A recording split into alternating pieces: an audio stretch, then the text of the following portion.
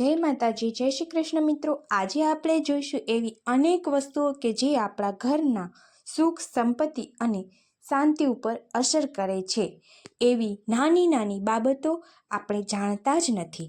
તો ચાલો જાણીએ આ નાની નાની બાબતો વિશે, જેના માટે વિડીયોમાં જોડાયેલા રહેજો અને અમારી ચેનલને સબસ્ક્રાઈબ કરી શેર કરવાનું ભૂલશો નહીં। માતા દેવી લક્ષ્મીજી આપના જીવનમાં હંમેશની માટે આશીર્વાદ વરસાવતા રહેશે।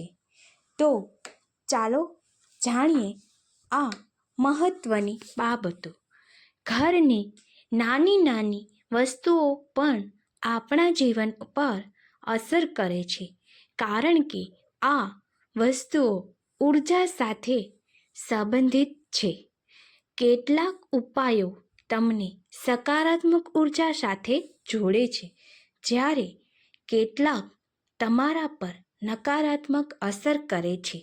દરેક વ્યક્તિ જીવનમાં જે ઈચ્છે છે તે બધું મેળવવા માંગે છે। લોકો આ માટે ખૂબ મહેનત કરે છે, પરંતુ સખત મહેનત સિવાય દરેક ઈચ્છાઓ કે આકાંક્ષાઓ સાથે સકારાત્મક ઉર્જા જોડાયેલી હોય છે। ઉદાહરણ તરીકે, ઘરની નાની વસ્તુઓ પણ તેમની સાથે સંબંધિત છે। વાસ્તુશાસ્ત્ર અનુસાર કેટલાક એવા ઉપાય છે જેને અપનાવીને તમે તમારા જીવનમાં સકારાત્મક ઉર્જા લાવી શકો છો।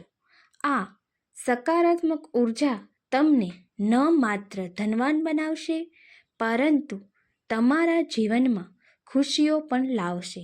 આવો જાણીએ વાસ્તુના 9 સિદ્ધાંતો, જેનો સંબંધ તમારી આર્થિક સમૃદ્ધિ અને ખુશીઓ સાથે છે।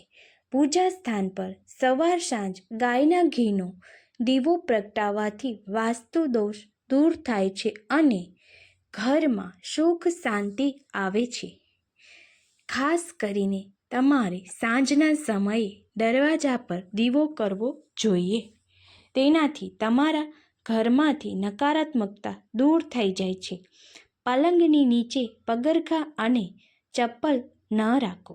પલંગની નીચે ક્યારેય ચપ્પલ ન રાખવા જોઈએ। આ કારણે દેવી લક્ષ્મીની કૃપા તમારા પર વરસતી નથી અને તમને આર્થિક સંકટનો સામનો કરવો પડી શકે છે।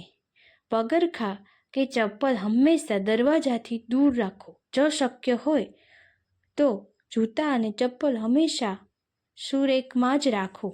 કપડાં રાખવા માટે યોગ્ય દિશા, ભારે છાજલીઓ અને ફર્નિચર બોક્સ જેવી વસ્તુઓ જે વસ્તુઓનો સંગ્રહ કરે છે તે હંમેશા ઘરની દક્ષિણ અથવા પશ્ચિમ દિશામાં રાખવી જોઈએ। તેનાથી તમારા જીવનમાં સકારાત્મક ઉર્જા જળવાઈ રહે છે। અલમારી હંમેશા સાફ રાખો।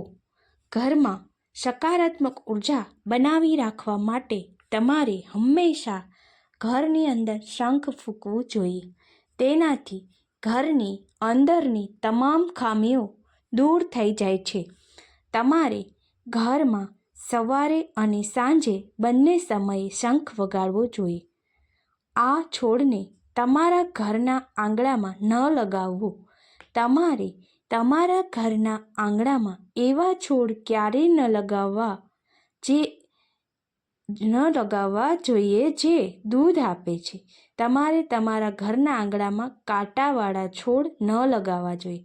આ કારણે તમારા પારિવારિક જીવનમાં હંમેશા ખટાશ રહે છે। વાસણને છત પર ઊંધું ન રાખવું। ઘણા લોકોને ઉનાળો પૂરો થયા પછી જૂના વાસણને ટેરેસ પર ઊંધું રાખવાની આદત હોય છે। વાસ્તુ અનુસાર આવું કરવાથી ભાગ્ય તમારા પર નારાજ થઈ જાય છે। વાસણને ક્યારેય પણ છત પર ઊંધું ન રાખવું જોઈએ। તૂટેલા અરીસાને ઘરમાં કે ડ્રેસિંગ ટેબલ પર ક્યારેય ન રાખવો જોઈએ। તે જ સમયે જો તમારી મેકઅપ કિટમાં પણ કાચ તૂટી ગયો હોય તો તેને તરત જ ફેંકી દેવો જોઈએ। તૂટેલા અરીસામાં ક્યારેય પોતાનો ચહેરો ન જોવો જોઈએ. આ ખરાબ નસીબનું કારણ બની શકે છે. દરવાજાની પાછળ કપડાં લટકાવશો નહીં. ઘણા લોકોને દરવાજાની પાછળ ખીટી લગાવીને તેના પર કપડાં લટકાવવાની આદત હોય છે. તમારે આ કામ કરવાનું ટાળવું જોઈએ, કારણ કે તેના કારણે દેવી લક્ષ્મીની કૃપા તમારા પર નથી રહેતી અને તમે હંમેશા પૈસાની કમીનો સામનો કરી શકો છો. પૈસાની લેવડ દેવડની પદ્ધતિ. ઘણા લોકો જમતી વખતે પણ પૈસાની આપ-લે કરે છે.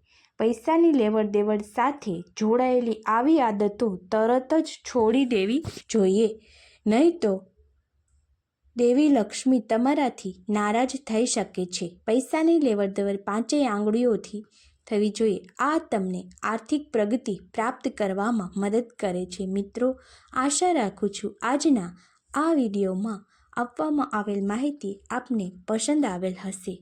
જય માતાજી. આભાર મિત્રો.